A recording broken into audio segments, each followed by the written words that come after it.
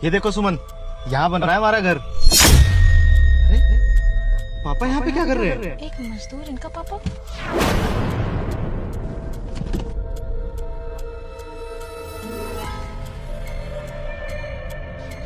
पापा अरे बंटी बेटा, तू यहाँ? ये सब क्या कर रहे हो आप? हटाइए ये सब।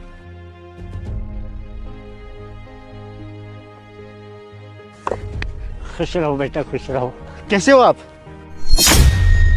मैं तो बहुत अच्छा हूँ, तू कैसा है बेटा? अरे मैं तो बहुत अच्छा हूँ। और ये सब क्या कर रहे हो आप? वो सब छोड़, तू ये बता, तू दुबई से कब आया? अरे मैं अभी दुबई से कुछ टाइम पहले आया हूँ और अब मैं यहीं पे रहूंगा। और ये जो सामने घर बन रहा है, मेरा ही घर तो बन रहा है। ये तेरा घर बन रहा है? वाह बंटी बेटा, तूने तो बहुत तरक्की कर ली। हाँ, मैं अपना घर बना रहा हूँ, लेकिन ये तो नहीं सोचा था ना मैंने कि मेरे बन रहे घर में आप मजदूरी करोगे, मेरे पापा मजदूरी करेंगे। पापा ये सब क्या है, आप बता क्यों नहीं रहे? क्या करूं बेटा, मजबूरी है, इसीलिए करना पड़ रहा है। नितेश, कौन है ये मजदूर जिसे तुम कब से पापा पापा बोल रहे हो? सुमन, ये मेरे मुंह बोले पापा है। और पापा, ये आपकी बहू। अरे वाह बेटा, बहू तो बहुत सुंदर है। कैसी है बेटा? चुप करो आप, अपने इस गंदे जुबान से मुझे बहू मत बोलो। और आपकी औकात है मुझे बहू बोलने की? अरे क्या बदतमीजी है, ऐसे कैसे बात कर रही हो तुम उनके साथ? पापा है वो मेरे।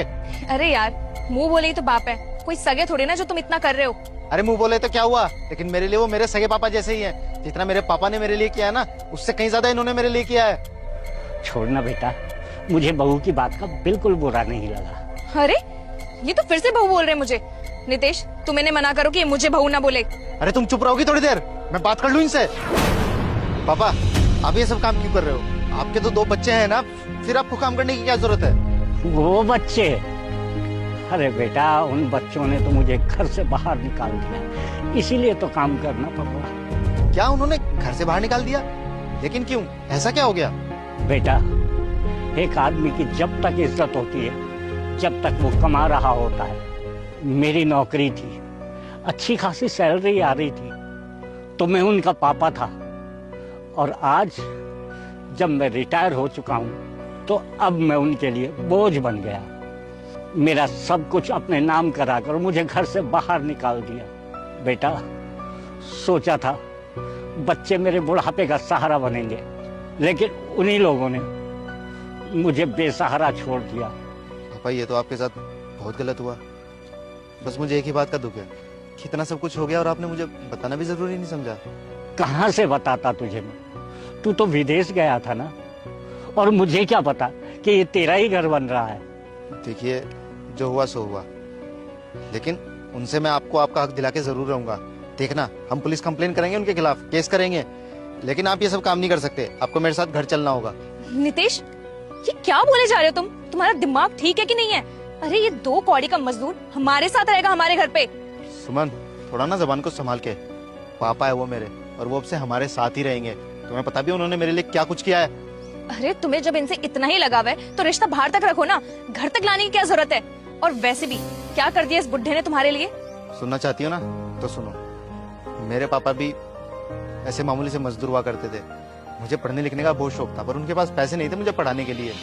और पापा एक सरकारी स्कूल में टीचर थे। इन्होंने मेरे अंदर छुपे टैलेंट को देखा और इन्होंने मुझे गोद ले लिया।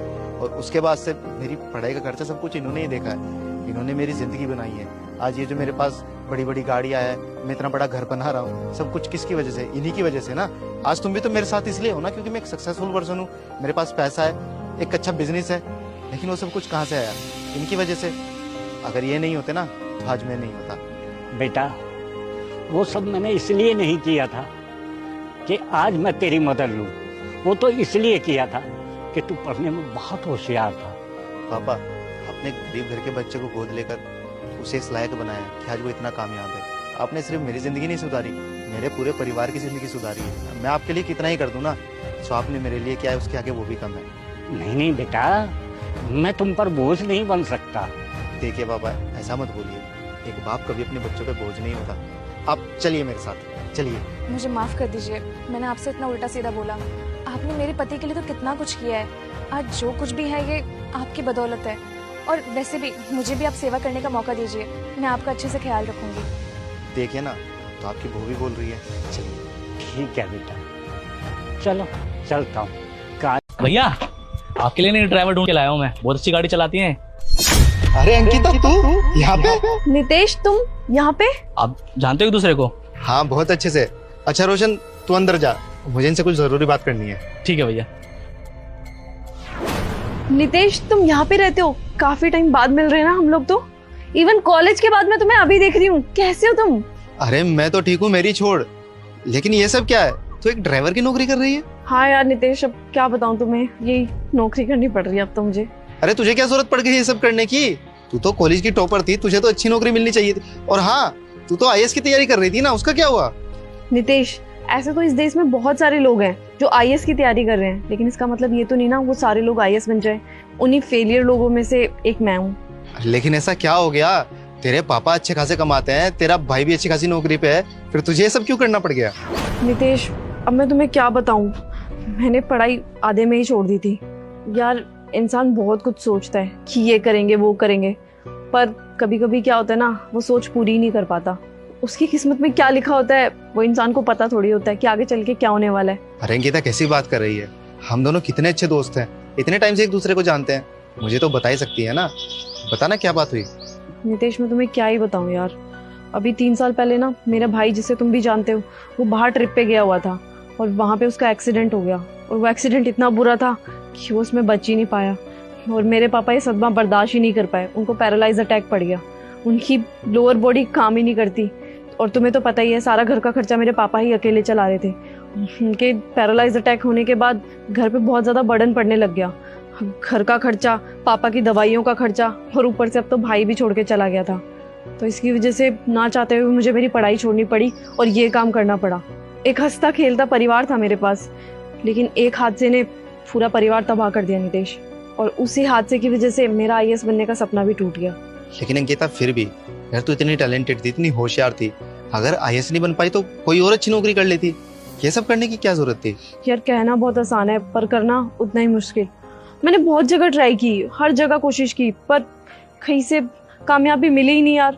लास्ट में जाकर के मुझे यही जॉब करनी पड़ी। मैंने सोचा था पापा की सिफारिश लगाऊंगी, लेकिन जब पापा को पैरालाइज अटैक पड़ा तो लोगों ने मुंह ही मोड़ लिया, किसी ने सिफारिश लगवाई ही नहीं। तो मुझे ना चाहते हुए भी यही काम करना पड़ रहा है। यार ये सब तो बहुत गलत हुआ तेरे साथ। मैं तो सोचता था कि तू पढ़ाई में इतनी अच्छी है और तू एक दिन आईएएस जरूर बनेगी, और पता नहीं आईएएस बनने के बाद कभी हम मिल भी पाएंगे नहीं। लेकिन आज जब तू मिली तो ये सब हो गया। बहुत बुरा लगा यार ये सुन के। नितेश, तुमसे एक रिक्वेस्ट है, एक दोस्त होने के नाते तुमसे एक रिक्वेस्ट तो कर ही सकती हूँ ना। प्लीज मुझे नौकरी से मत निकालना। नहीं यार, नौकरी से तो मैं तुझे जरूर निकालूंगा। यार ऐसे मत करो नितेश, तुम तो मेरे बहुत अच्छे दोस्त हो ना। इवन कॉलेज से भी पहले हम स्कूल टाइम से दोस्त रह चुके हैं। प्लीज इस तरीके से मत करो, मेरे पास यही लास्ट ऑप्शन है। मैं कहाँ दर दर की ठोकरें खाती रहूंगी, प्लीज। अरे रुक रुक, मेरी बात तो सुन ले। मैं तुझे नौकरी से इसलिए निकाल रहा हूँ ताकि मैं तुझे एक अच्छी नौकरी दे सकूँ। अरे यार, तू इतनी टैलेंटेड है और मैं अच्छे से जानता हूँ तेरे टैलेंट को, तो इसलिए मेरे पास तेरे लिए एक अच्छी सी नौकरी है।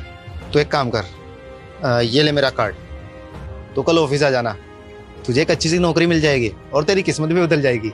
Thank you so much Nitesh, मैं तुम्हारा ये एहसान कभी नहीं भूलूंगी। Thank you. देख, थैंक यू बोलने की जरूरत नहीं है, दोस्ती में थैंक यू वैंक यू नहीं चलता, ठीक है? बस कल तू टाइम से ऑफिस आ जाना। तेरा एक छोटा सा इंटरव्यू होगा, वो भी फॉर्मेलिटी के लिए, और मुझे अच्छे से पता है वो तू क्लियर कर लेगी। उसके बाद तेरी नौकरी शुरू। अब तो अपने घर जा और अपने पापा का ध्यान रखना। बस कल टाइम से आ जाना, ठीक है? ठीक है, मैं कल टाइम से पहुंच जाऊंगी। Thank you.